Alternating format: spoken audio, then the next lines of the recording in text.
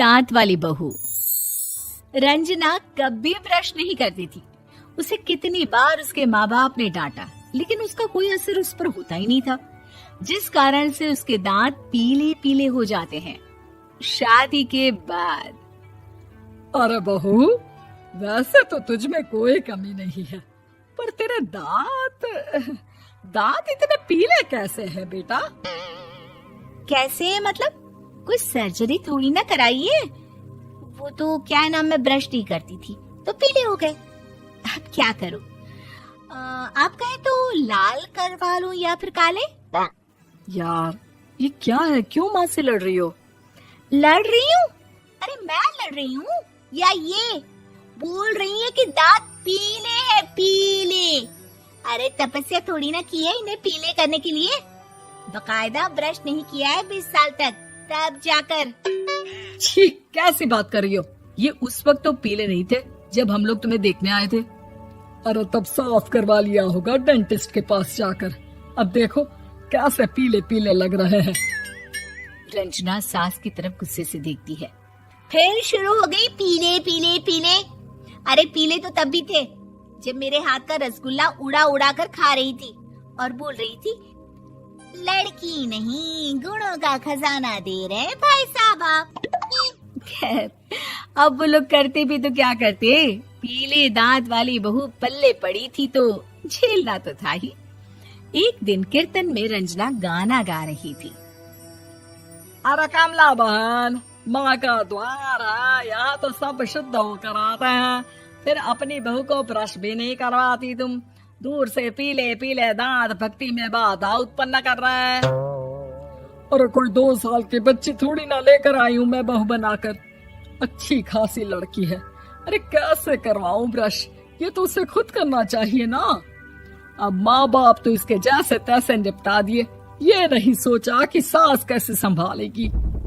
सास बहू को लेकर घर आ जाती है, लेकिन सोच लेती है कि अब इसे लेकर कहीं नहीं जाएगी। अगले रोज बहू कहती है, अरे क्या हो गया, मंदिर नहीं जाना क्या? कीर्तन का वक्त हो रहा है। मेरी मधुर वाणी से कान्हा जी जागते हैं और सोते हैं। आप तो जानती है ना उनकी भक्ति में कितना मन लगता है मेरा। वो क्या है ना, तबीयत ठीक नहीं लग रही है मेरी, आराम करूंगी मैं। तबीयत ठीक नहीं लग रही? अभी तो मिथुन के गाने पर नाच रही थी आप, और अब बोल रही है कि तबीयत ठीक नहीं लग रही। अरे भक्ति में मन लगा लो सासू माँ, ऊपर जाना है, क्या मुंह दिखाओगी आप? हाँ? सास को बहू की बात पर गुस्सा आ जाता है। मैं क्या मुंह दिखाऊंगी, इसकी चिंता तो ना कर, समझी? अपने मुंह की चिंता कर, जो ये पीले पीले दांत लेकर हर जगह पहुंच जाती है। पता है लोग कितना मजाक बनाते हैं। ना जी ना, मैं नहीं जाना कहीं तेरे साथ। तो ये बात है। कोई ना, मत जाओ, मैं अपने कमरे में ही बैठकर भक्ति कर लूंगी। ऊपर वाला दांत थोड़ी ना देखता है, मन देखता है, भावना देखता है। और अरे बस बस, तू सब कुछ दिखा, बस ये सफेद चमकदार दांत ना दिखाना किसी को, है? जा यहाँ से। बहू को सास की बात का कोई फर्क नहीं पड़ता, वो तो जैसी थी वैसी ही रह जाती है। सुबह नहाकर किचन में खाना बनाना, फिर खाना खाना, कीर्तन भजन करना और सो जाना। एक दिन, माँ जी मैं सहेली के घर जा रही हूँ, शाम को लेट आऊंगी। हाँ, तो जाना, मैंने कौन सा तेरी आरती करनी है घर पर बैठकर। रंजना सहेली के घर जाती है, जहाँ वो पार्टी में जाने की तैयारी कर रही होती है। अरे शिखा, कहाँ जाने की तैयारी कर रही है? मैं गलत वक्त पर आ गई क्या? अरे नहीं यार, उल्टा सही वक्त पर आई है। मैंने ये साड़ी और ज्वेलरी निकाली है यार, शाम को इनके ऑफिस की एक पार्टी में जाना है। बताना कैसा लग रहा है ये सब? नहीं यार, इस ड्रेस के साथ तो वो वाली ज्वेलरी अच्छी लगेगी। हाँ सही बोल रही है, मैंने ध्यान ही नहीं दिया। वैसे तो हमेशा से मस्त फैशन सेंस रखती है। तो बड़ा जाती होगी ना पति के साथ पार्टी में। रंजना कुछ नहीं बोलती, बस सोचती है कि यार काश ये बात सही हो जाती, पर मैं क्यों नहीं जाती पार्टी में? क्या इन लोगों की कोई पार्टी होती नहीं होगी? रंजना घर आती है और रात में पति से सवाल करती है, एक बात बताइए, आप मुझे किसी पार्टी में क्यों नहीं ले जाते? क्या आपके यहाँ ऑफिस में पार्टी नहीं होती? पति बेचारा क्या कहता कि दांत पीले हैं तुम्हारे इसलिए। अरे कोई पार्टी होती नहीं हम लोगों के ऑफिस में, तो कहाँ से लेकर जाऊं?